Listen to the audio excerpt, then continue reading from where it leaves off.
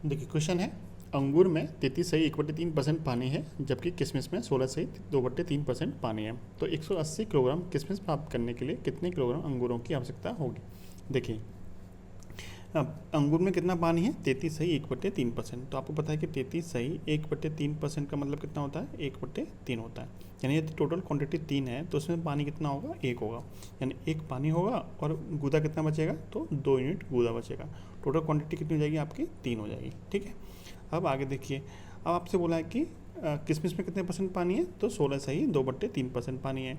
तो 16.2/3% का भिन्न कितना होता है, 1/6 होता है। कितना होता है, 1/6 होता है। यानी टोटल क्वांटिटी यदि किशमिश की 6 है तो उसमें पानी कितना होगा, 1 होगा। पानी कितना होगा, 1 होगा। और टोटल क्वांटिटी 6 है तो गूदा कितना बचेगा, गूदा बचेगा आपका 5 बचेगा। टोटल क्वांटिटी कितनी हो जाएगी, 6 हो जाएगी। ठीक है, यहाँ तक कोई दिक्कत नहीं है।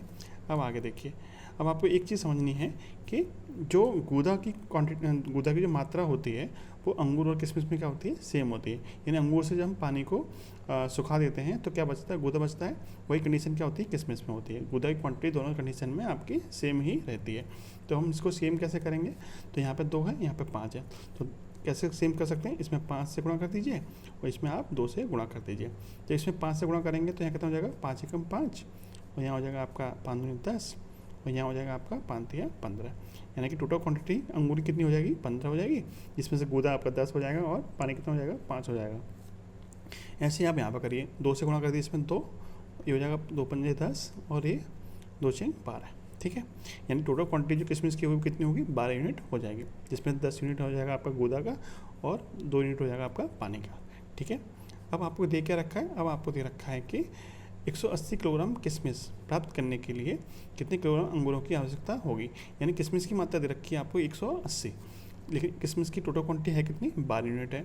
यानी कि आपको 12 यूनिट की जो वैल्यू दे रखी है वो कितनी दे रखी है, 180 किलोग्राम दे रखी है। और पूछा क्या है, अंगूरों की आवश्यकता।